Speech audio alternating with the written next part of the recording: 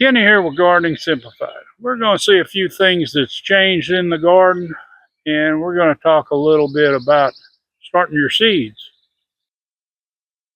There's always something going on in the garden around here, and we're going to talk about this. We're up here at the Victory Garden area, which we don't really use it as the Victory Garden so much. We all use the space the same, but we had to move our rosemary. We had 5 plants down there, and what we did was moved them up here at the end of this row in the Victory Garden. And the reason we moved them up here is rosemary doesn't like a whole lot of water. It's more of an arid plant. A lot of your herbs are that way. And so we put it up here to where it tends to stay a little bit drier, and especially at the edge of the garden, because a lot of times further in it gets more moisture from the other rows too. But this should be a good spot. It should do well. It got really a little bit too much neglected where it was. But since we moved this fence in and we had to move it, this is the perfect spot. We still got a few plants to move. We've got this semi-thornless blackberry. Now, this blackberry isn't like a lot of them. A lot of blackberries, they put all their blackberries on at one time. They'll bloom for a short distance, put their blackberries on, and then they're done. But this one does year round. Now, it didn't do good this first year like I figured it ought to. What I've done is I put bricks down on the stalks where they come out. And when I say semi-thornless, there are thorns, but there's just not that many like most of your thorn varieties. But the advantage to this one is that it continually produces. And where we've got these bricks, it'll go ahead and root in, and then we'll have more. And we're going to have to move all these anyway because they're outside the fence line now. But that's there. Now, our onions aren't looking real good from the one freeze. We do have all this weeded out here. These onions here, definitely it's time to give them a haircut. Or we'll just dig them up and we'll start transplanting them here within the next week or two. Garlic is doing well. But what we're going to talk about today is seed starting. And the main reason is that in our area, now you'll have to know your area in order to decide when you need to start seeds. All of you that's up north, you definitely got a longer winter than we do, so you won't be putting out tomatoes and peppers as quick. I had mentioned in the last video that I was going to start them, that normally I start them January 1st, but I wait a little while, and we're into the second week of January. I'm going to go ahead and start them, even though I could wait just a little bit longer. We're out here in the greenhouse, and we want to talk about our little starts that we did in the last video. As you can see, they're considerably bigger because they've got put in the ground. We have our bok choy there, our Mitchahili here, and this is our broccoli, and a little more broccoli, and then we've got our cauliflower down here. And you can see they're really taking off after they get out of the cell trays. They really do good, but you have to start your seeds and get your transplants up big enough to put out, and that's going to take a little bit of research on your side, because I can't tell you when it's time to plant in your area. We have been doing some harvesting. As you can see, we have some scraps there where we just thin these as we go. While we're out here, we'll look at the broccoli. just a couple of days, and these heads have doubled in size, maybe even tripled in size.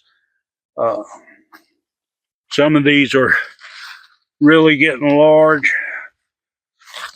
I mean, they're not large as they're going to get when they're finished, but they're really getting large. And brassicas, like broccoli, grow best when it's cool weather, like this time of year.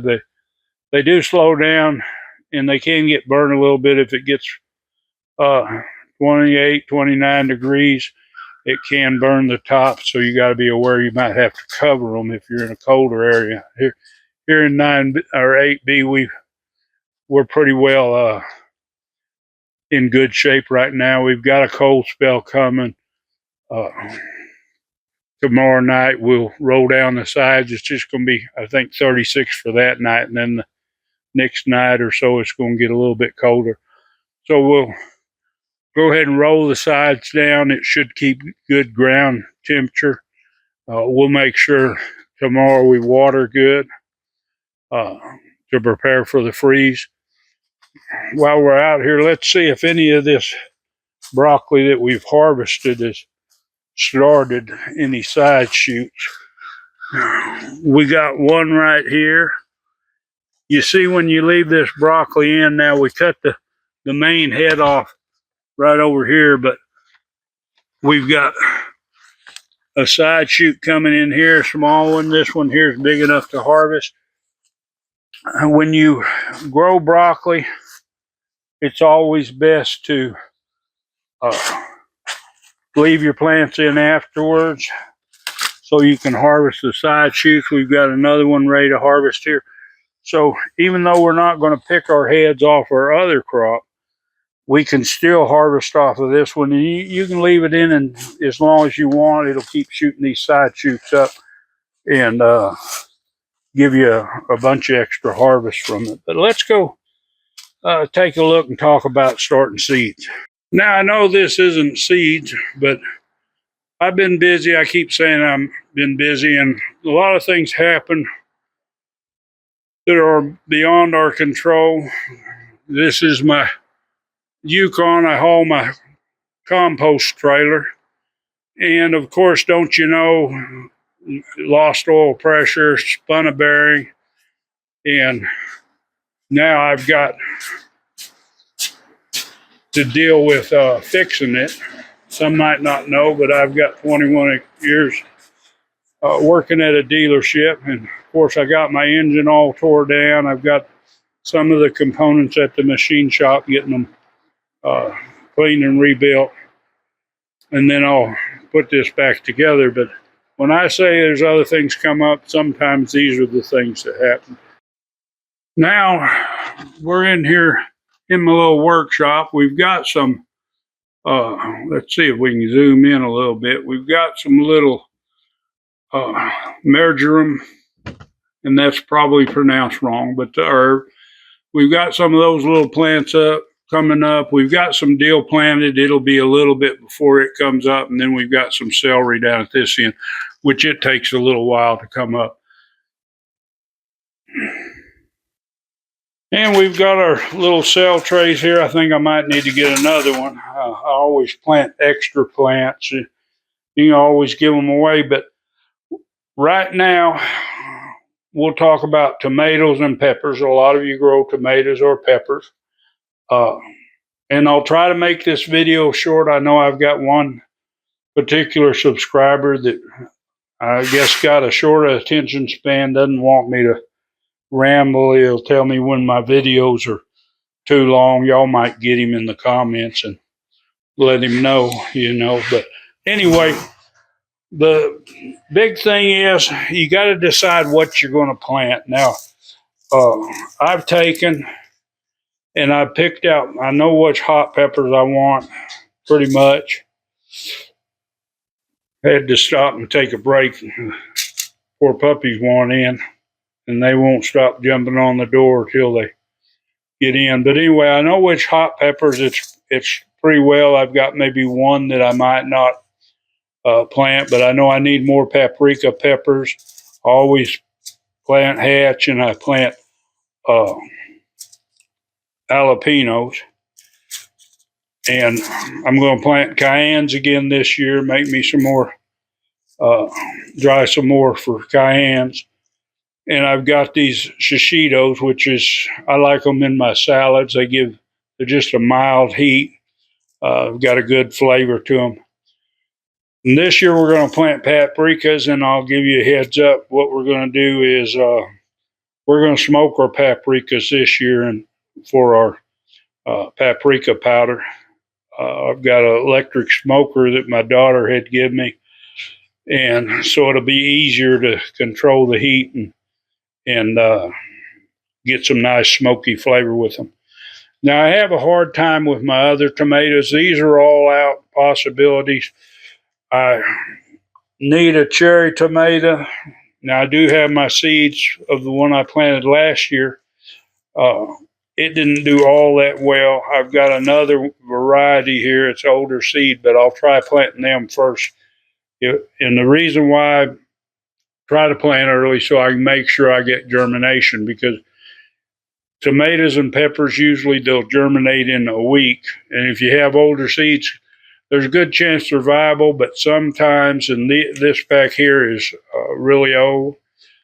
So I'm going to go ahead and uh,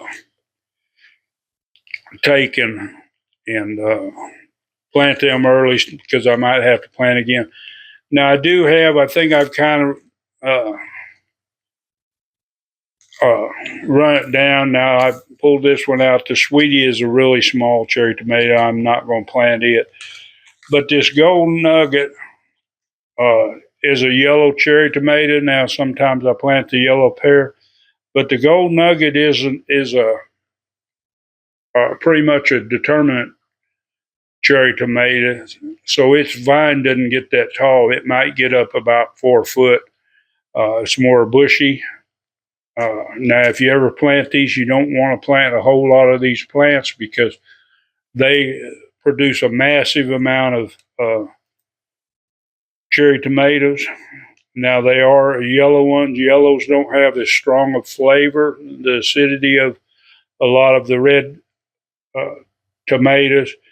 It's good, sweet, tasty tomato. And I've got several of the, I do have a super sweet cherry. I might just plant it.